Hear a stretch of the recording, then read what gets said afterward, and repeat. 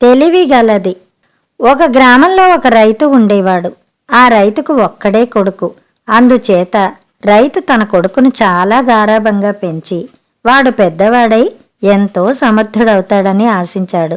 రైతు కొడుకు కూడా ఆ రోజు తాను చాలా తెలివిగలవాణ్ణి అవుతున్నానని గర్వపడుతూ వచ్చాడు. వాడికి తన తెలివితేటల్లో నమ్మకం హెచ్చిన కొద్దీ తండ్రికి తగ్గసాగింది. ఇలా కొంతకాలం జరిగాక ఒకనాడు రైతు కొడుకుతో, నీకు 20 ఏళ్లు నిండాయి కదా, కాస్తైనా చేతికి అక్కరకు రాకుండా ఉన్నావే, ఆలోచించిన కొద్దీ నీకు తెలివితేటలు శూన్యంగా ఉన్నట్టు కనపడుతోంది అన్నాడు. తెలివితేటలు నాకు లేకపోతే ఇంకెవరికున్నాయి?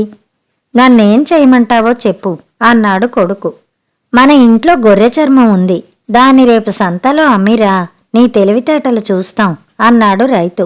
క్షణంలో చర్మం అమ్మేసి డబ్బు తీసుకురాను అన్నాడు కొడుకు. ఓరి పిచ్చివాడా, చర్మం అమ్మి డబ్బులు తీసుకురావడంలో తెలివేముంది? ఆ పని ఎవడైనా చేస్తాడు. నిజంగా తెలివిగలవాడివైతే చర్మము, దాని ఖరీదు కూడా తీసుకురావాలి, తెలిసిందా అన్నాడు తండ్రి.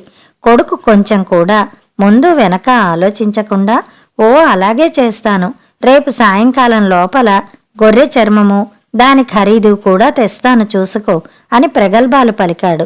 మర్నాడు ఉదయం పెందలాడేవాడు గొర్రె చర్మం చుట్టి చంకన పెట్టుకుని సంతకు బయలుదేరాడు.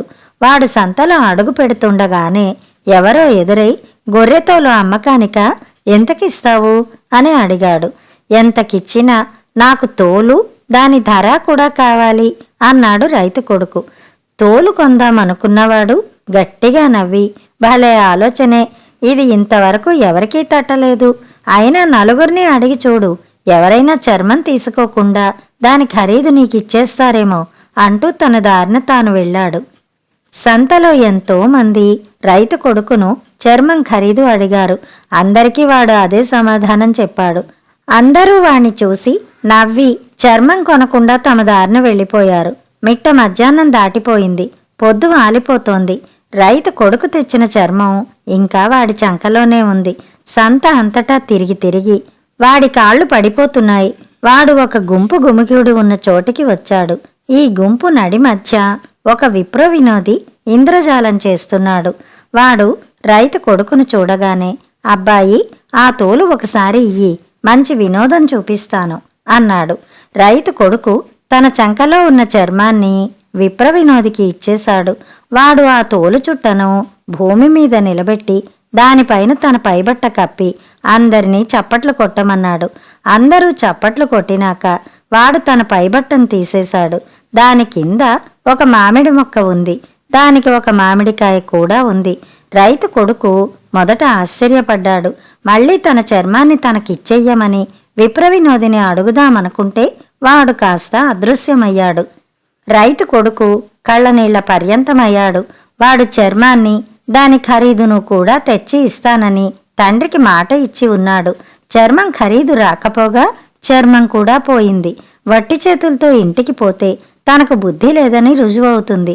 ఈ మనోవేదనకు తోడు వాడికి ఆకలి కూడా వేస్తోంది. ఎదురుగా ఉన్న మామిడి మొక్కకు కాయ కనిపిస్తోంది. దాన్ని తినైనా ఆకలి బాధ కొంత నివారించుకుందామనుకుని వాడు ఆ కాయను పట్టుకున్నాడు. వెంటనే మామిడి మొక్క మాయమై గొర్రె చర్మం కనిపించింది. అంతే చాలుననుకుని సంతోషంతో వాడు ఆ గొర్రె చర్మం చుట్టి చంకన పెట్టుకుని ఇంటి దారి పట్టాడు. సూర్యాస్తమయం కాబోతోంది. దారి నిర్మానుష్యంగా ఉంది. కొంత దూరం వెళ్లేసరికి వెనక నుంచి ఎవరో పిలిచినట్టు వినబడింది. తిరిగి చూస్తే విప్ర వినోది కనిపించాడు. విప్ర వినోది రైతు కొడుకును కలుసుకుని వాడి వెంట నడుస్తూ, నువ్వు చాలా బుద్ధిమంతుడివి, నీకొక్క సలహా చెబుతాను, దాన్ని మరిచిపోకు అన్నాడు. ఏమిటా సలహా అని రైతు కొడుకు అడిగాడు. దారిలో ఆడవాళ్లు కనపడితే వాళ్లను ఆప్యాయంగా కుశల ప్రశ్నలు వెయ్యి అన్నాడు విప్ర వినోది. కొంత దూరం నడిచాక దారి చీలింది. విప్ర వినోది రెండో దారిన వెళ్ళిపోయాడు. రైతు కొడుకు తన గ్రామం వైపు నడుస్తూ చీకటి పడేసరికి ఒక వాగు వద్దకు వచ్చాడు. ఆ వాగుకు అంత దూరంలో ఒక ఇల్లుంది. ఆ ఇంట్లో నుంచి ఒక 16 ఏళ్ల పిల్ల బిందెతో వచ్చి వాగులో నీళ్లు తీసుకుంటున్నది. విప్ర వినోది ఇచ్చిన సలహా జ్ఞాపకం పెట్టుకుని రైతు కొడుకు, అమ్మాయి, అంతా కులాసా అని అడిగాడు. మీరంతా కులాసాయేనా అని ఆ అమ్మాయి కూడా అడిగింది. ఇద్దరూ మాట్లాడుకోవడంలో ఆ పిల్ల రైతు కొడుకు పొద్దుటి నుంచి భోజనం చెయ్యలేదని తెలుసుకుంది. ఆమె అతన్ని తన ఇంటికి తీసుకుపోయి జొన్న రొట్టెలు పెట్టింది.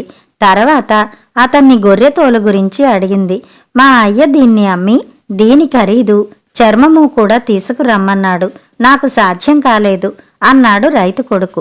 ఇంతే కదా, నేను నీకు చర్మం యొక్క ఖరీదు కూడా ఇస్తానుండు అంటూ ఆ పిల్ల వాడి వద్ద గొర్రెతోలు తీసుకుని దానిమీద ఉన్న బొచ్చంతా కత్తిరించి తోలు బొచ్చు ఖరీదు కూడా రైతు కొడుక్కు ఇచ్చేసింది. రైతు కొడుకు పరమానందం చెంది ఆ అమ్మాయితో వస్తానని చెప్పి ఇంటికి వచ్చేశాడు.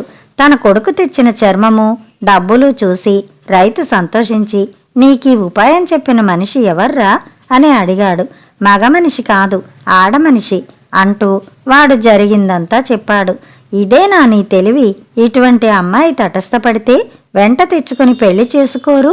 నీకు తెలివితేటలు లేవని నేను మొదట్నుంచి అనుకుంటూనే ఉన్నాను అన్నాడు రైతు. రైతు కొడుకు అప్పటికప్పుడే బయలుదేరి వాగు ఉన్న చోటికి వెళ్ళి ఆ అమ్మాయితో నన్ను పెళ్లాడతావా అని అడిగాడు. ఆ అమ్మాయి నవ్వి వాణ్ణి పెళ్లాడడానికి ఒప్పుకుని రైతు ఇంటికి వచ్చేసింది. రైతు వాళ్ళిద్దరికీ గొప్పగా పెళ్లి చేసేశాడు. కథ సమాప్తం. కథ కంచికి, మనం ఇంటికి.